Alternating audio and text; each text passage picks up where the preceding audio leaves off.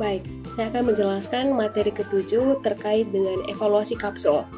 Evaluasi mutu kapsul merupakan serangkaian pengujian yang dilakukan untuk memastikan bahwa sediaan kapsul memiliki kualitas yang baik, aman digunakan, dan memenuhi standar yang ditetapkan.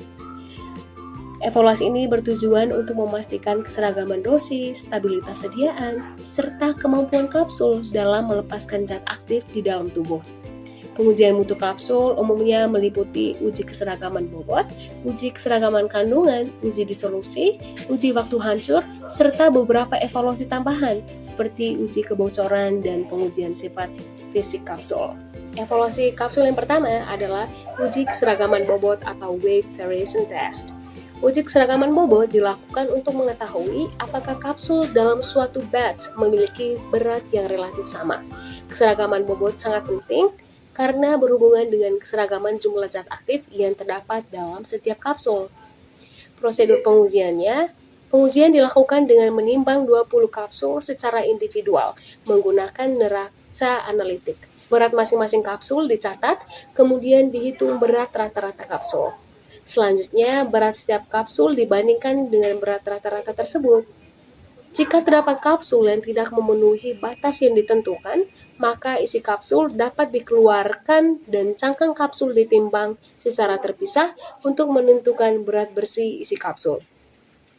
Persyaratannya, setiap kapsul harus memiliki berat dalam batas kurang lebih 10% dari berat rata-rata kapsul. Jika sebagian besar kapsul berada dalam rentang tersebut, maka kapsul dianggap memenuhi persyaratan keseragaman bobot.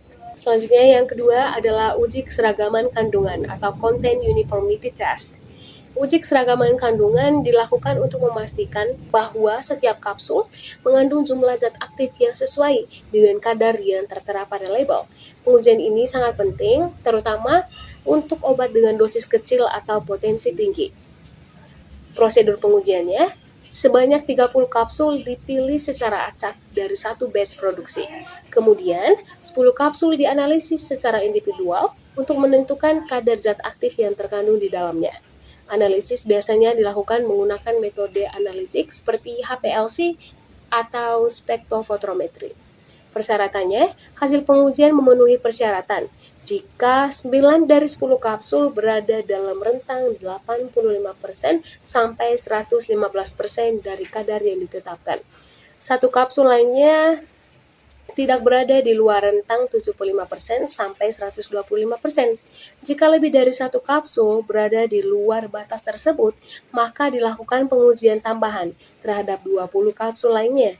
Batch kapsul dinyatakan memenuhi syarat apabila seluruh kapsul berada dalam rentang 75% sampai 125% dan minimal 27 kapsul berada dalam rentang 85% sampai 115%. Yang ketiga adalah uji disolusi atau dissolution test. Uji disolusi merupakan pengujian yang dilakukan untuk mengetahui kecepatan dan jumlah zat aktif yang terlarut dari kapsul dalam media cair tertentu. Pengujian ini penting karena berkaitan dengan kemampuan obat untuk dilepaskan dan diserap oleh tubuh.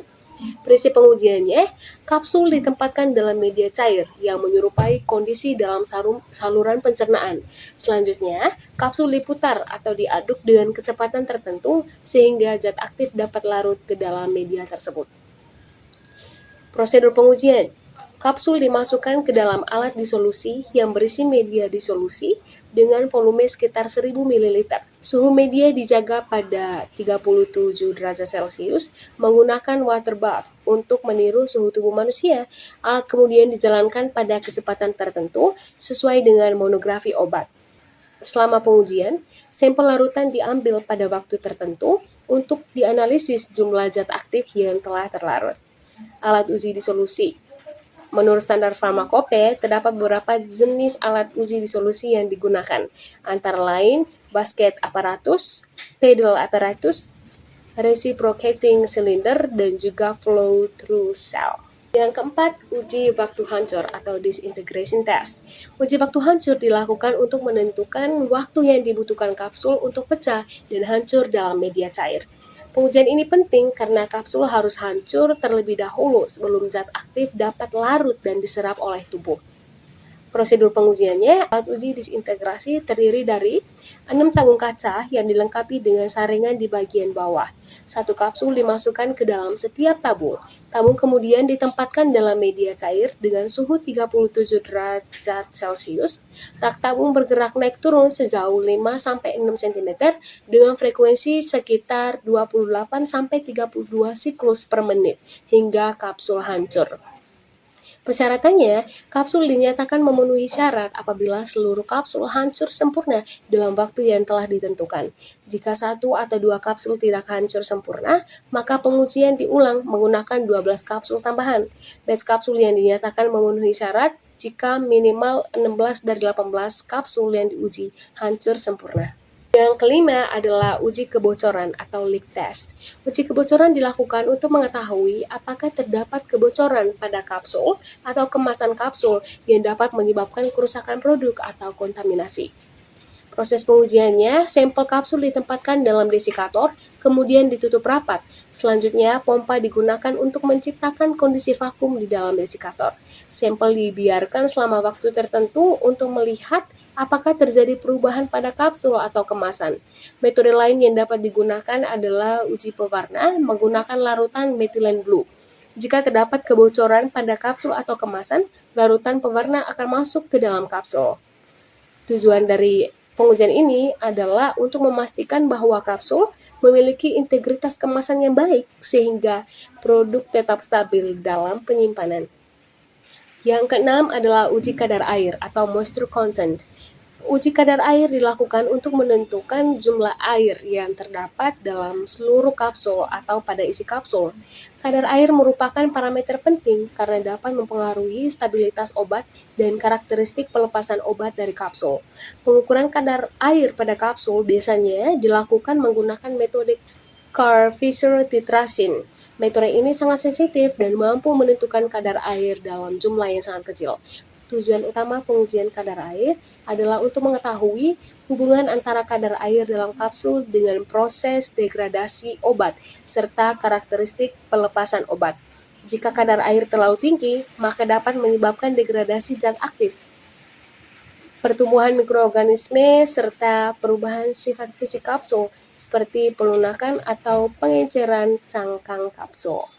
Yang ketujuh adalah uji permeasi kelembapan. Uji permeasi kelembapan dilakukan untuk mengetahui kemampuan kemasan kapsul dalam melindungi produk dari masuknya uap air dari lingkungan.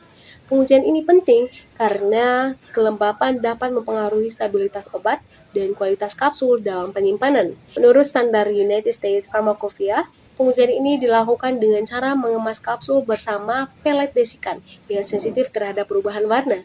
Desikan ini akan berubah warna jika menyerap kelembapan. Prosedur pengujian dilakukan dengan menempatkan kapsul yang telah dikemas bersama desikan dalam kondisi kelembapan relatif tertentu selama waktu yang telah ditentukan. Setelah pengujian selesai, dilakukan pengamatan terhadap perubahan warna pada desikan yang menunjukkan adanya penyerapan kelembapan. Selain itu, dilakukan juga perbandingan berat kemasan sebelum dan sesudah pengujian untuk menentukan jumlah kelembapan yang masuk ke dalam kemasan. Pengujian ini bertujuan untuk memastikan bahwa kemasan kapsul memiliki perlindungan yang cukup terhadap kelembapan lingkungan. Kedelapan adalah uji kontaminasi mikroba. Uji kontaminasi mikroba dilakukan untuk memastikan bahwa kapsul tidak mengandung mikroorganisme berbahaya seperti bakteri atau jamur yang dapat membahayakan kesehatan pasien. Pengujian ini biasanya dilakukan dengan metode mikrobiologi, yaitu dengan menginkubasi isi kapsul dalam media pertumbuhan mikroorganisme. Media tersebut kemudian diinkubasi selama periode waktu tertentu sehingga mikroorganisme yang ada dapat berkembang. Setelah masa inkubasi selesai, dilakukan perhitungan jumlah koloni mikroorganisme yang terbentuk. Jika jumlah mikroorganisme melebihi batas yang ditentukan oleh Pharmacope, maka kapsul dinyatakan tidak memenuhi standar kualitas. Keberhasilan pengujian ini sangat dipengaruhi oleh beberapa faktor, antara lain pemilihan media pertumbuhan mikroorganisme yang sesuai, lama waktu inkubasi, dan juga kondisi aseptik selama proses pengujian. Yang kesembilan adalah uji umur simpan atau shelf life test. Uji umur simpan dilakukan untuk menentukan jangka waktu suatu produk obat masih dapat digunakan dengan aman dan juga efektif. Pengujian ini biasanya dilakukan setelah produk disimpan dalam kondisi tertentu selama periode waktu yang telah ditentukan. Melalui uji ini dapat diketahui apakah kapsul masih memenuhi standar kualitas setelah disimpan dalam kondisi penyimpanan tertentu. Hasil pengujian ini digunakan untuk menentukan tanggal kadaluarsa atau expiry date dari produk kapsul. Terima kasih.